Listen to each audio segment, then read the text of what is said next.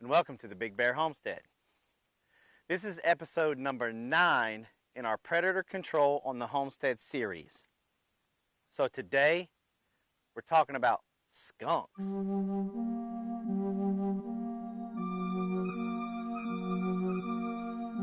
That's right. Today's episode is about good old Pepe Le Pew, the skunk. What exactly is a skunk? Well, a skunk is closely related to the weasel. They kind of have a short snout. They got real long claws that they use for digging, maneuvering things around, scratching things open. They're usually identified by their short bodies, puffy fur, and of course, the white stripe that goes down the center of their back.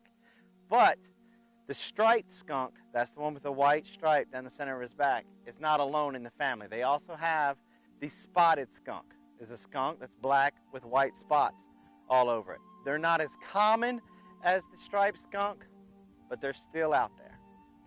So now that we know what a skunk is, what do they eat? Okay, so what does a skunk eat? Well, skunks are omnivores, meaning they'll eat just about anything. Their diet varies from nuts, berries, and vegetables to your honeybees, the honey in your hives. They'll eat eggs, small chicks, chickens. Just about anything a homesteader has, except for your larger livestock, is at risk when it comes to a skunk. So, now we know what they're eating. How do we know if we got them? Okay, so how do you know if you've got a skunk? Well, first thing you have to do is look around. Look at the carcass that you found. It's going to look pretty much like just about any other predator, really. The head, the neck, and the organs and stuff will be gone. But you need to look around, let's just say your chicken coop area for an example. Skunks are going to dig before they climb, so look for a hole. Look for scratches on any of your wood. Also, smell. You'll smell him. Look for tracks. Your skunk tracks will look like this. Also, look around, see if there's any scat. Skunk scat looks like this. Okay, so now that we know what we're kind of looking for and we're able to determine that the skunk is the predator that we have, what do we do about it? Okay, so we know we got a skunk. If you're an experienced trapper, you are going to completely understand what I'm getting ready to say. This is mostly for the novice or the beginner. You don't want to use a foothold or snare. You could get away with a conibear if you're comfortable placing it over the hole where he's digging, that you feel that you won't catch one of your livestock or anything else. But just keep in mind, he will spray a little. And so if that's in an area where you don't want him spraying because it could stress out your other livestock, I wouldn't do it. So you're going to have to use a cage. But you're going to need to modify this cage a little bit, mostly for your safety. And what you're going to want to do is you're going to get one of those big, heavy-duty black construction bags. The thicker, the better. And wrap your sides. Okay?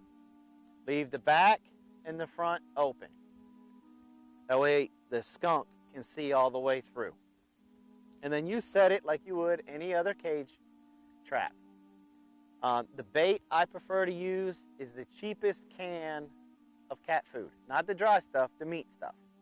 And I'll trail the juices out like you would with sardines or something for a coon. Set it and walk away.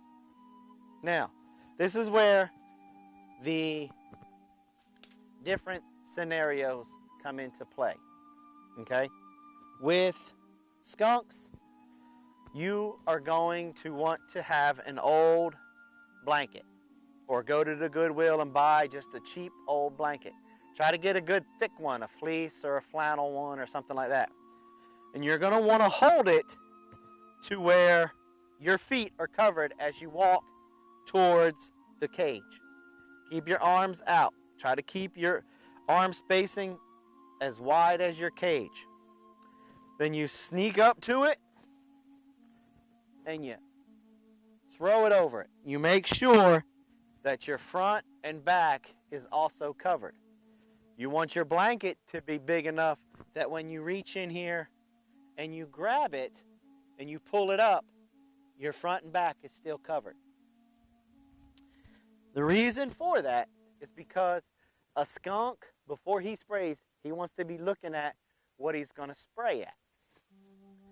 Then what he does, just like a rattlesnake, most of the time, he tries to intimidate or scare off the predator or anything that's after him without spraying. Because his body has to remake that spray. So he'll bounce up and down on his front feet. He'll start, and then he'll spin around real quick and he'll spray you. Covering up like this, one, he can't see you. Now, if it's a young skunk, when you pick it up, he may spray a little bit. That's why you want the black trash bag there and the blanket. Now, the blanket is extra protection in case he tears up that black trash bag a little bit when he's digging, when you catch him. Now, I'm going to go ahead and cover dispatching this animal right here in this section. I know I normally do that when we're closing out, but I'm going to do it right here, and there's a reason for it. Skunks are a rabies carrier. So, unless you're in a state that has them on a watch list or an endangered list, they're going to require you to dispatch them. If they're on that list, you probably have to contact the Department of Natural Resources, and they will come out, give you another cage, or go and take it to one of their wildlife management area lands, or do whatever it is that they do with it, and then bring you your cage back. But if you have to dispatch it, if you shoot it, it will spray, and it more than likely will spray on you. Now, this is now a personal safety hazard. So I don't suggest you shoot this animal whatsoever. Because see, my son, when I was teaching him how to skin a skunk, didn't pay attention all that well and placed his hand and put pressure on a spot where I told him he shouldn't, and he got sprayed, and he lost his sense of smell for about 6 to 8 months. It was completely, he couldn't smell anything, which also affected his sense of taste. So we have to take our own personal safety in consideration, which should trump how you feel about this animal. So, get you some string, 550 cord, rope, whatever. Come up to the side with the blanket still on, the side of your cage. Just pull up the front just a little bit. Take your rope, tie it to the front of the cage like such. Okay? Place it back over. Now, find yourself a water source. The lake, a pond, the river, a deep creek, something along those lines. And throw cage and all in the water. Hold on to your rope. Have a decent amount of rope. And what you'll do is you'll hold on to the rope and one part of your blanket all in the same hand. Take it, toss it, and when you toss it, you snatch back on your blanket. Your blanket will come back. When you snatch back with the rope, it'll spin the trap around. It'll hit the water. Now, once he's in the water, right before he dies, he will spray a very little bit. And you'll see the oil rise up to the top of the water. And then you'll smell it, but it's not, he won't release everything like he does if you shoot him. Okay? Now, in the very beginning of this predator control series, I told you that the powers that be said that drowning was an approved method of euthanization when it comes to predators. So nobody's really going to give you a hard time about that. And like I said, the reason why you do it this way is just personal safety. If they get you in the face, it can blind you. You can be blind for the rest of your life. You know, my son just got hit in his stomach and chest area and lost his sense of smell for 6 months.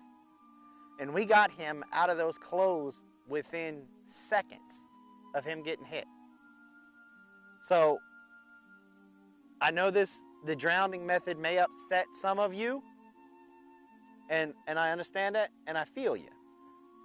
But, again, your personal safety trumps the safety of the animal. He needs to be put down anyway. So, that's one of the reasons why I went ahead and just covered that in this section. All right? So, we've caught him, we've dispatched him, we identified him, we know what they eat, and we know what a skunk is. Time for our final thought. All right, and there it is. This week's video about predator control on the homestead. Skunks. Skunks are, in my opinion, the one predator that is a bigger threat to us than all the predators that we've talked about so far. Because even the bobcat or the lynx, they're going to avoid us at all costs. And once you have them caught, they're really not that aggressive. Where caught, a skunk still poses a very viable threat to your own personal safety. I hope this video has helped you out. Don't forget to check us out on the web at www.bigbearhomestead.com. Come on over to Facebook, give us the old like. You can also follow us on Instagram and Twitter. If you just got to have more of Big Bear Homestead, which I hope you do, you can join us on our interactive chat live streams every Monday and Saturday, part of the Homestead Network. Speaking of the Homestead Network, you can visit thehomesteadnetwork.com. That's thehomesteadnetwork.com. Click on the tab that says Show Times, and then you will get a list of the day and time of all the other just flat out awesome channels that are a part of the Homestead Network. You'll be able to see what day and time their live stream is, and then you can also hover over their name, and that has a link that'll take you straight to that YouTube channel, where I would personally invite you to check out all those channels if you're not subscribed to them, and check them out and look at some of their videos, and I bet you'll more than likely end up being a subscriber. Well, if this video series has helped you out, this one especially with skunks, I know it was a little uneasy, but hey, if you enjoyed it, if you learned something, give me the old thumbs up. Please feel free, if you have any comments or any questions, to leave them below. Just keep in mind, any negative stuff or attacks on me or another person that's left a comment will get your comment removed. If this is your first video that you have seen from the Big Bear Homestead and you like what you saw and you want to see more, hey, slide on over to that red box, hit that subscribe button, and don't forget to click on that bell so that way you can get the notifications of each time when we put out a new video. Well, that does it for us today. Thanks for coming by the Big Bear Homestead, and like always, have a nice day.